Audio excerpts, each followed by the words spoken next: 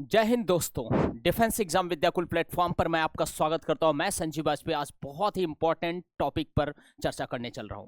यहां पर बेटा हम बात करने वाले हैं, जैसा कि आपको सामने दिख रहा है, एनडीए सेकंड 2025 एग्जाम को लेकर के हम चर्चा करने वाले, जिसमें जीएटी से संबंधित हम रणनीति पर चर्चा करने वाले हैं। आखिर जीएटी को कैसे पढ़ा जाए, कैसे समझा जाए, क्योंकि कोई भी एग्जाम तभी क्रैक आप कर सकते हैं। किसी भी एग्जाम को क्रैक करने के लिए वेरी वेरी इंपॉर्टेंट होता है कि आपको समझना है कि आपकी स्ट्रेंथ क्या है, आपकी वीकनेस क्या है। आपको अपने वीकनेस पर भी काम करना है, स्ट्रेंथ पर भी काम करना है और टॉप कर देना है। उसके लिए अब यहां पर हम चर्चा करने चल रहे हैं। देखेंगे जीएटी बेटा लिखा हुआ है रणनीति। रणनीति स्ट्रेटजी एक इतना बड़ा शब्द है। नेपोलियन बोनापार्ट जैसा जो व्यक्ति था, उससे पूरा पश्चिमी यूरोप थर थर थर थर कांपता था। लोग उससे पूछते थे कि आप क्या करते हैं जो हमेशा युद्ध में विजय आपको प्राप्त हो जाती है, विजय मिल जाती है आपको। तो उसने कहा कि मैंने युद्ध रणभूमि में मैं नहीं जीतता हूं, आधा युद्ध तो मैं सेनापति के तंबू में जीत लेता हूं। मतलब उसकी रणनीति इतनी तगड़ी होती है कि वो अपनी स्ट्रेटजी के माध्यम से ही विजय प्राप्त कर लेता है। यहां पर आप देखिएगा, मैंने आपको एक पॉइंट बताने का प्रयास किया है बेटा कि कम समय, आपकी स्ट्रेटजी ऐसी हो कि जिससे कम समय लगे और कम प्रयास करना पड़े और कम लागत लगे। यानी कम समय, ये नहीं कि बहुत अधिक समय लग रहा है, कम समय में काम करना है, कम प्रयास भी करना है, नहीं कि लगातार फेल हो रहे हैं। कम प्रयास, कम लागत, लागत भी कम लगे और लक्ष्य की प्राप्ति हो जाए, लक्ष्य की प्राप्ति। ये देखिएगा सामने पॉइंट लिखा गया, यानी कम समय, कम प्रयास, देख रहे हैं, कम लागत और लक्ष्य की क्या हो जाए बेटा, प्राप्ति हो जाए। तो अगले पॉइंट में हम चलते हैं और देखते हैं। यहां पर देखेंगे जीएटी के संदर्भ में हम चर्चा करने चल रहे हैं बेटा। जीएटी के संदर्भ में, जीएटी में 3 सेक्शन वेरी वेरी इंपॉर्टेंट है। 3 सेक्शन, जिसमें एक इंग्लिश है बेटा, एक साइंस है और एक सोशल साइंस है। Very very important point social science. English से 50 क्वेश्चन, 50 क्वेश्चन आ रहे हैं। साइंस से भी 50 क्वेश्चन।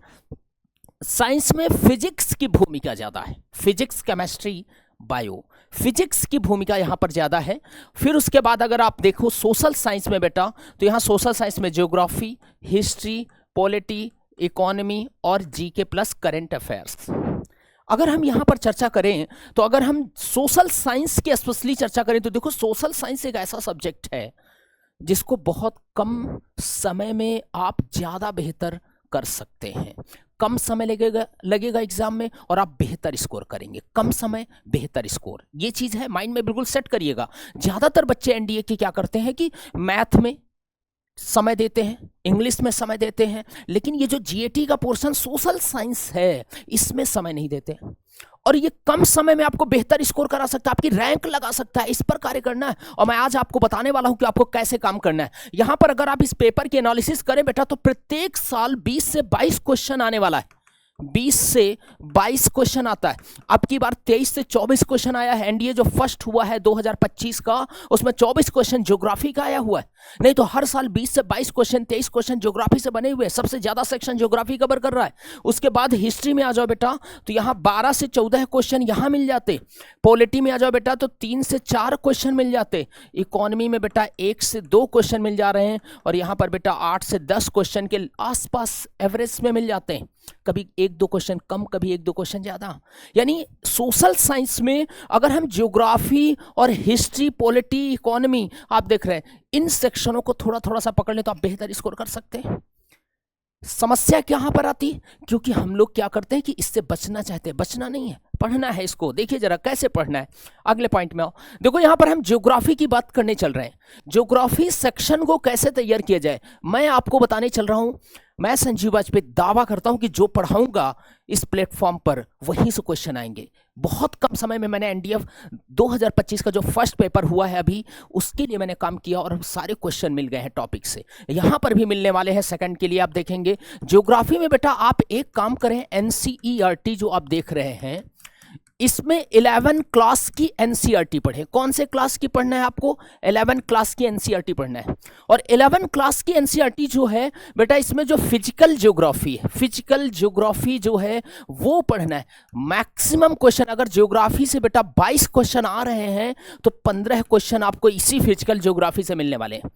इसी फिजिकल ज्योग्राफी से मिलने वाले। जिस समय आप किसी टॉपिक को पढ़ रहे हैं और उस सिद्धांत को व्यवहार में जोड़ना सीख लेते हैं, आप कंफर्म है क्वेश्चन आप करके आएंगे। सिद्धांत को व्यवहार में जोड़ना है। वो चीजें आपको हम यहाँ अपने प्लेटफॉर्म पर सिखाएंगे कि कैसे क्वेश्चन करना है, क्वेश्चन की प्रकृति क्या है, यूपीएससी जानना क्या चाहता है, आपसे पूछना क्या चाहता है, उस पर हम चर्चा करेंगे। तो यहाँ ज्योग्राफी के कुछ इंपॉर्टेंट टॉपिक लेकर के हम आए हैं जो आपको पढ़ना चाहिए, जिससे आप अपने स्कोर को बेहतर कर सकते हैं कम समय में और आप अपने सपने को पूरा कर सकते हैं। जैसे देख रहे हैं पृथ्वी की आंतरिक संरचना, पृथ्वी की गतियां, अक्षांश एवं देशांतर, चट्टान, जलवायु विज्ञान, समुद्र विज्ञान, ये कुछ ऐसे टॉपिक हैं फिजिकल ज्योग्राफी की जो वेरी वेरी इंपॉर्टेंट टॉपिक है। इसी से आगे अगर हम बढ़े बेटा तो यहां पर देखोगे ये इंडियन ज्योग्राफी की चर्चा यहां पर हो रही। पर्वतीय क्षेत्र है यहां पर बेटा, देख रहे हैं पर्वतीय क्षेत्र है, यानी उत्तर भारत के जो पर्वतीय क्षेत्र है जिसमें हम हिमालय माउंटेन को बहुत अच्छे ढंग से पढ़ने वाले, समझने वाले हैं। एक दो क्वेश्चन यहां से टकरा जाएगा आपको। इसी प्रकार पठारी क्षेत्र, जो भारत का प्रायद्वीपीय पठारी क्षेत्र है, वहां से चीजों को हम हिट करने वाले। और इसी प्रकार नदी तंत्र, जो रिवर सिस्टम है, अक्सर मैंने देखा एनडीए में क्वेश्चन एक रिवर सिस्टम से आता रहता है, अक्सर आता रहता है। तो ये कुछ ऐसे टॉपिक हैं 3 इंडियन ज्योग्राफी में जिनको आप अगर पढ़ लेते हैं तो आप बेहतर स्कोर करेंगे।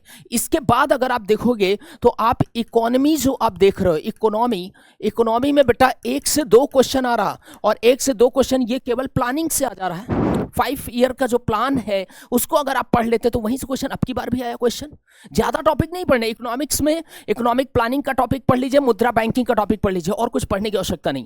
पॉलिटी में अगर आप जाते हैं तो पॉलिटी में फंडामेंटल राइट पढ़ लीजिएगा, डीपीएसपी पढ़ लीजिएगा, फंडामेंटल ड्यूटी पढ़ लीजिएगा बेटा, और कुछ अमेंडमेंट पढ़ लीजिएगा, और पार्लियामेंट का टॉपिक पढ़ लीजिएगा। थोड़ा सा संविधान सभा के बारे में आपके पास जानकारी होनी चाहिए, और यहां से 1 2 3 4 क्वेश्चन आपको मिल जाएंगे। हिस्ट्री में आप आते हैं तो मॉडर्न हिस्ट्री में जो 1857 की क्रांति है उसको माइंड में सेट कर लीजिएगा। इंडियन, जब आप यहां पर आएंगे सिंधु घाटी सभ्यता को, तो उससे संबंधित कुछ क्वेश्चन आ जाते हैं, उसको आप समझ लीजिएगा। इसी प्रकार जीके जो संबंधित है क्वेश्चन, साथ में करंट अफेयर्स है, वो लगातार अनवरत पढ़ते रहने से आता है। करंट को तो लगातार पढ़ते रहिए। एक पत्रिका जरूर मंथली ले लिया करें, कोई भी पत्रिका, और उसको अनवरत पढ़ने की आदत डालें। धीरे धीरे आप चीजें डेवलप करेंगे, धीरे धीरे, समझ रहे हैं। उत्साह बनाए रखिए, सिलेक्शन पाना है तो इसको उत्साह के रूप में लीजिए। कहते हैं अटल बिहारी वाजपेयी की लाइन एक मुझे बहुत अच्छी लगती, वो कहते हैं कि छोटे मन से कोई बड़ा नहीं होता और टूटे मन से कोई खड़ा नहीं होता।